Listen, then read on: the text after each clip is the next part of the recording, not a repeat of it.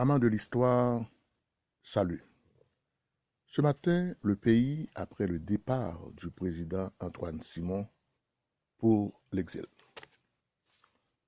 Après le départ pour l'exil du président Antoine Simon le 2 août 1911, leader politique nous t'es plongé pays dans une situation de trouble extrême. Leader Sayo, qui c'était de véritables assoiffés d'hommage, t'a couru d'aide au pouvoir à une vitesse tout à fait vertigineuse. En fait, c'est une véritable course, une course dénommée en histoire la course à l'abîme. Cependant, dans le moment que nous parlons là, situation politique pays te paraît vraiment sans issue favorable. Qui n'ont pas de monde qui te connaît qui côté leader Sayo t'a parlé avec pays. Avec M. Sayo, pays d'Haïti qui n'a pas parlé de là, te connaît en moins de 4 ans, 6 gouvernements connus en histoire sur le nom de gouvernement éphémère, avec Cincinnatus Lecomte, 14 août 1911, 8 août 1912. Tancred Auguste, 8 août 1912, 4 mai 1913. Michel Oreste, 4 mai 1913, 27 janvier 1914. Oreste Zamor, 8 février 1914, 7 novembre 1914. Davilmar Théodore, novembre 1914, février 1915. Villebrun Guillaume Sam, 7 mars 1915, 27 juillet 1915. C'est parti des ordres. 6 chefs d'État en moins de 4 ans se sont succédés au pouvoir. En fait, c'était pour le plus grand malheur du pays.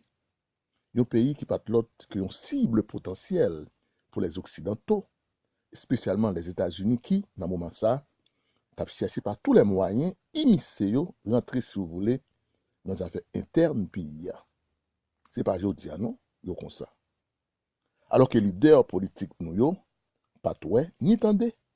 Sinon, après la réinterprétation de la doctrine de Monroe, le 6 décembre 1904, excusez-nous, M. Sayo tape en mesure d'allier force à la prudence.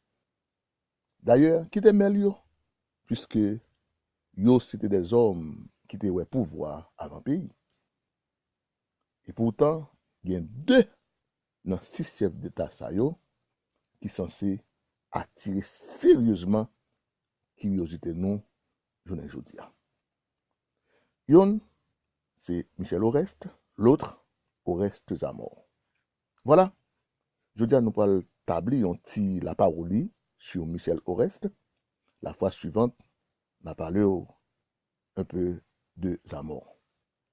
On a profité pour nous saluer tous les amis internautes nous, Madame Rita Marcellus, Ewol Courtenay, Léonard, Ewol Léonard, Clarence Louis, depuis Canada, Étienne Joseph, Claude Destiné, Élus Nord de Ranville, Madame Eddie Aristide, dite Luna, Zobistro, Gary Toby, depuis les États-Unis d'Amérique, sans oublier Riverley, Oba, Kinsley, Emmanuel Taris, Fabienne Titus, Madame Lolite Zaminou, Jean-Fritz Oba, Franklin Raphaël, Taniklas, Martin, depuis la Cour Pays d'Haïti. La liste est vraiment loin, disons-nous, d'être exhaustive. Tellement de monde nous connaît fort bien qu'à soupirer après l'arrivée d'un tel programme qui c'est Haïti Histoire. Comme précédemment annoncé, Michel Oreste, ce soir, aujourd'hui. Michel Oreste, de son nom complet, Michel Oreste de La Fontaine, prend naissance le 8 avril 1859 à Jacmel, la métropole du sud-est d'Haïti. Président d'Haïti du 4 mai 1913 au 27 janvier 1915.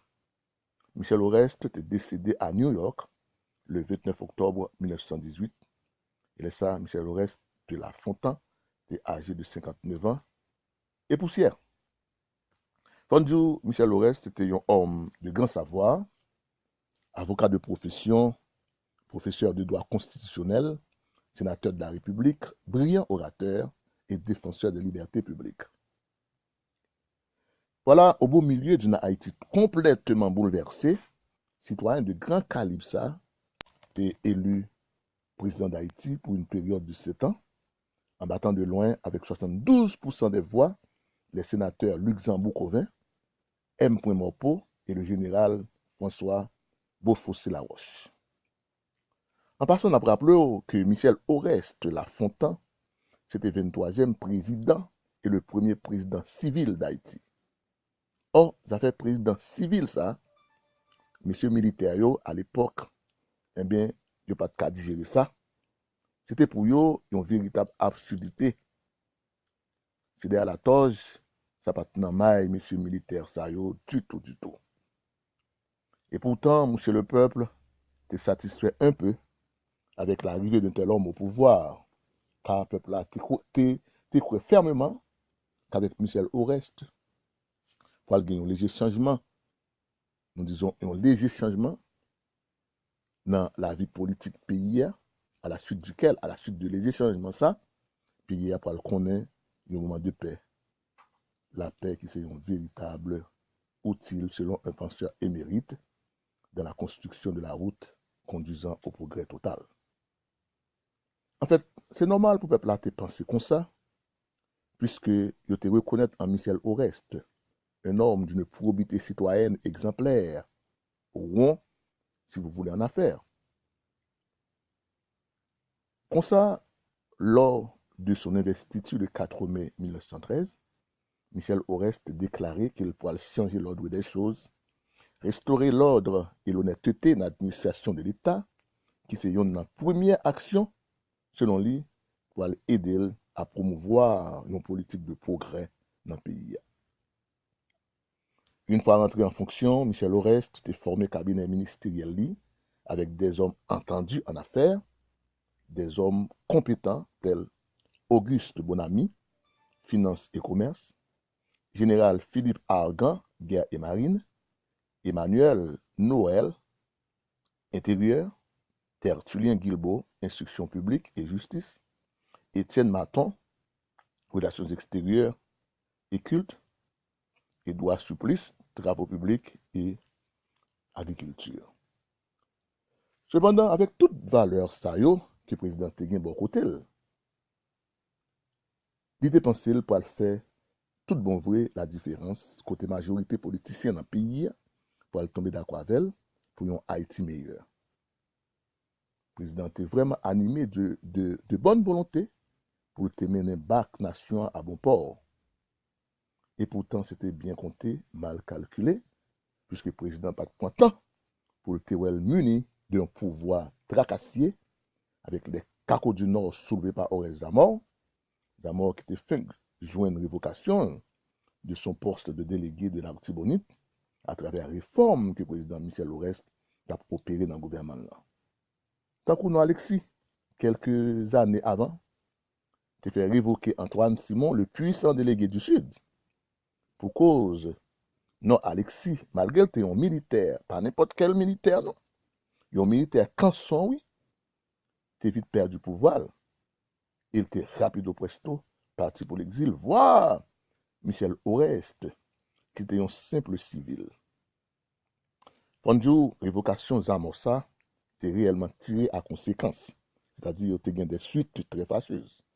Et c'est révocation ça même qui te rend tracassier pour voir Michel Oreste là, qui te mettait Michel Oreste dans une situation tout à fait difficile à gérer. Et dans le moment ça, problème président, pas seulement, il y a un problème interne, mais aussi externe, avec surtout les États-Unis d'Amérique, qui ont cherché coûte que coûte, à tout prix, un contrôle toute douane dans le pays. Et là, cette présidente est venue sur tant coup du feu, tant couvert lampe, alors que le président promet de s'acquitter de sa mission avec succès. Vers qu'elle est, tant qu'on mon cap remède. Dans mi-temps, tout problème ça, le président Michel Oreste est trouvé dans l'impossibilité de tenir une telle promesse, surtout avec un Oreste Zamor qui pas de quoi dans la mort, et qui en outre te gen bon côté les Cacos du Nord, des hommes qui à l'époque te représentaient une force vive dans le pays, des hommes qui t'a coupé raché, et s'il vous plaît, rentrer dans la capitale là, les voulez, Jean voulez, puis à le retirer, mettez moun voulez au pouvoir.